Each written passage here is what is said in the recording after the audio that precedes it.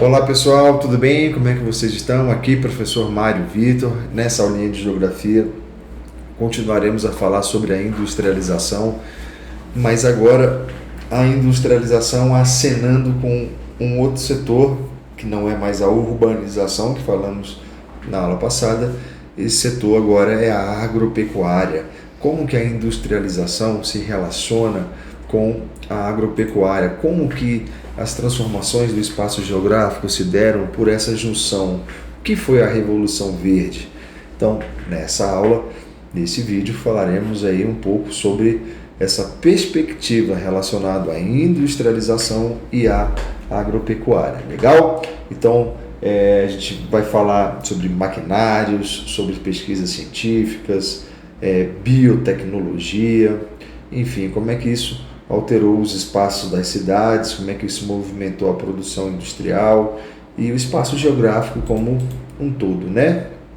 E aí, à medida com que a população vai se desenvolvendo, foi se desenvolvendo, houve uma necessidade de garantir a segurança alimentar dessa mesma população, junto com outros interesses comerciais, e aí a gente tem então uma verdadeira revolução industrial agora no campo, promovida por máquinas, por técnicas agrícolas, um trabalho que antes era feito por máquinas, um trabalho que antes era feito por pessoas, trabalho braçal, agora a gente tem a presença de máquinas, né? Toda a parte assim manual que era feita, cada vez mais sendo redirecionada para os maquinários. Então, a palavra mecanização traduz muita coisa sobre essa relação entre a indústria e o campo, né? Então, a introdução dessas máquinas e ferramentas para substituir o trabalho manual. E aí a gente passa pelas revoluções agrícolas. A primeira aconteceu há uns 12, 13 mil anos atrás, quando o homem começou a se fixar à terra, deixou de ser nômade, né? Ele começou a ter uma compreensão maior sobre o espaço onde ele está e a capacidade de fazer desse espaço algo benéfico para o seu sustento, né? Então, a criação de animais, o surgimento das primeiras técnicas agrícolas foi aí há uns 12, 13 mil anos atrás. E aí a gente tem a segunda revolução agrícola, que aconteceu ali entre o século XVIII e XIX, com rotação de culturas, semeadeiras, as primeiras máquinas agrícolas e o primeiro movimento de substituição do trabalho manual, braçal, por máquinas. E agora, já no século XXI, né, com todo o aparato tecnológico, GPS, drones, a biotecnologia, sensores, irrigação, tudo isso como é que influencia nessa capacidade de interagir com a indústria e o campo e a provocação de alterações no nosso espaço geográfico, né? Então, se a gente considerar desde a primeira revolução agrícola, por milhões de anos os seres humanos dependiam exclusivamente da caça, da pesca, né? Das frutas, raízes, e aí a gente tem um verdadeiro avanço. Nesse período foi feita a formação de comunidades permanentes, crescimento populacional, surgimento das primeiras civilizações. Aqui na imagem a gente consegue observar claramente aqui esses movimentos todos acontecendo. E aí chega no século XX, no meio do século XX, o que chamamos de Revolução Verde. O que foi isso? Os Estados Unidos, junto com os países europeus, eles passaram a investir em novas técnicas agrícolas a fim de aumentar a capacidade de produção. E aí esse conjunto de transformações ficou conhecido como Revolução Verde. As características dessa Revolução Verde são as sementes híbridas, a mecanização, a irrigação, fertilizantes e agrotóxicos, tudo isso fazendo parte desse movimento da Revolução Verde, que tem aspectos positivos e aspectos negativos.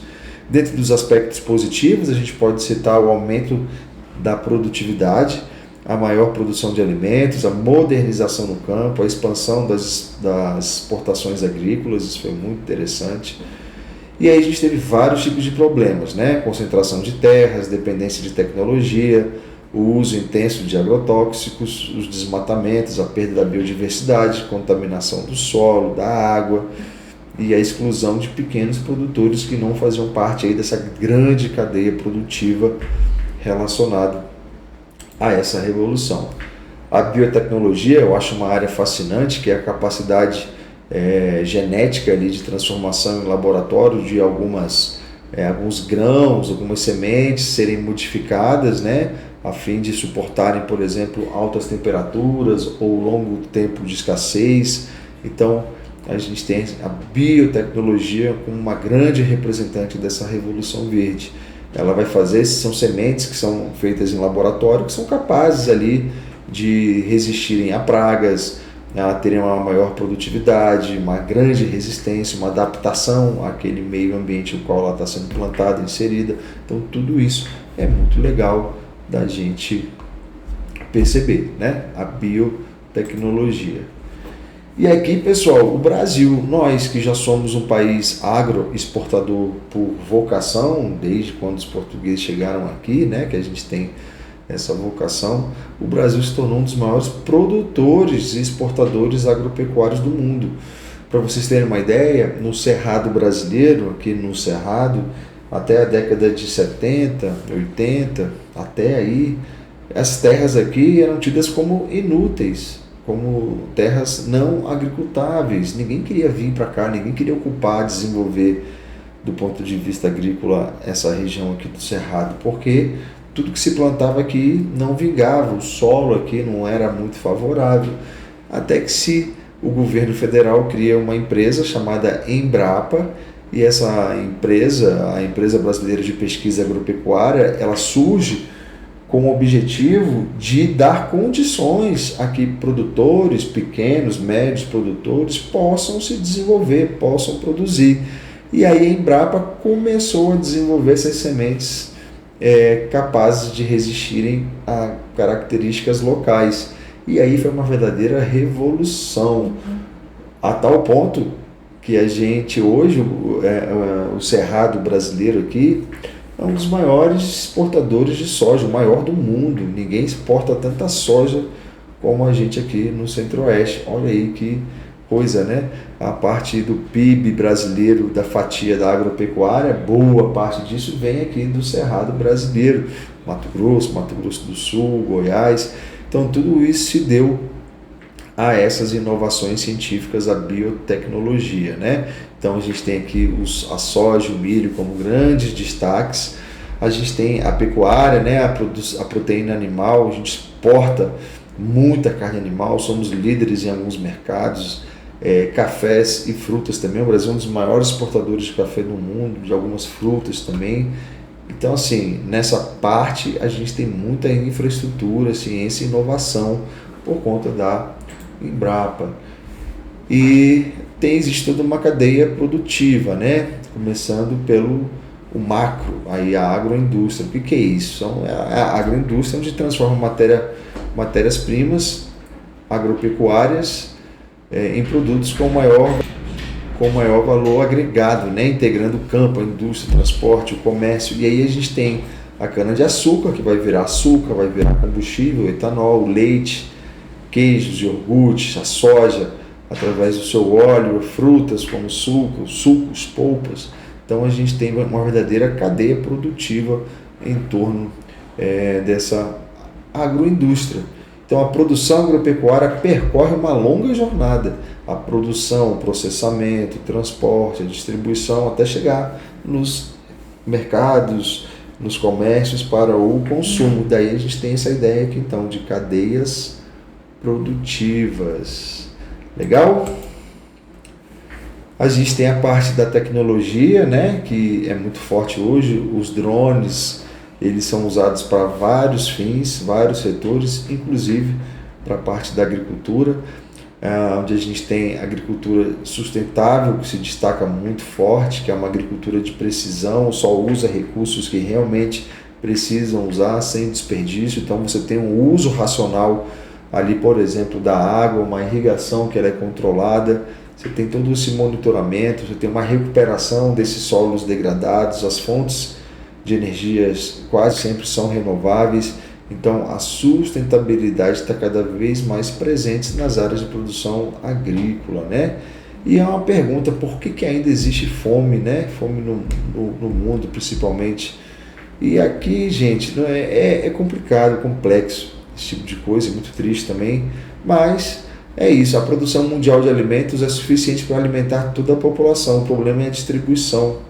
Então você tem desigualdade de renda, pobreza, conflito, instabilidade política, desperdício de alimentos. Pessoal, quantas vezes na casa de vocês, na minha casa, na casa de todos nós aqui, a gente coloca uma quantidade de comida nos nossos pratos e no final a gente nem consome aquilo tudo e aquilo vai para o lixo. Essa comida podia estar sendo aproveitada para alimentar alguém, famílias, populações, e vai para o lixo. Tá vendo como é que é? É complexo. E sem dúvida nenhuma, o acesso aos alimentos é um grande desafio da humanidade aí nesse século em que estamos. O campo no século XXI, alimentar uma população crescente, seremos mais de 10 bilhões até 2050, então a gente precisa produzir alimentos, achar técnicas de produção cada vez mais eficientes. A gente precisa reduzir as desigualdades tecnológicas a fim que pequenos produtores possam produzir nas mesmas condições do que os grandes produzem e, sem dúvida nenhuma, todo mundo pensando em preservar o meio ambiente, porque a gente está vendo aí situações relacionadas ao aquecimento global, entre outros problemas relacionados ao desequilíbrio ambiental. Aqui eu trouxe duas perguntinhas para vocês. A primeira aqui, a Revolução Verde, iniciada a partir da década de 1950, trouxe grandes transformações para a agropecuária mundial. Sobre esse processo, assinale a correta, que no caso eu já assinalei aqui a letra C. Legal? Depois vocês deem uma analisada, pausa o vídeo aí, analisa a questão, porque vale a pena. Na número 2, está aqui, a produção mundial de alimentos é suficiente para alimentar toda a população do planeta. Mesmo assim, a fome continua sendo um grave problema global. Com base no contexto estudado, explique por que a fome persiste, apesar do aumento da produção agrícola, citando pelo menos 2 fatores. Olha aí. E aqui eu coloquei um esqueminha possível de resposta aí, padrão aí, para que vocês possam ter esse entendimento. Depois deem pause no vídeo e analisem. Show de bola? Pessoal, foi um prazer estar com vocês. Espero que eu tenha contribuído para o entendimento sobre essa questão da industrialização junto com o meio agrário, junto com o campo, né, a agropecuária, porque realmente mexe com o nosso dia a dia. Tá certo? Fiquem com Deus, um abraço e estaremos certamente próximos no próximo vídeo aí. Obrigado, gente.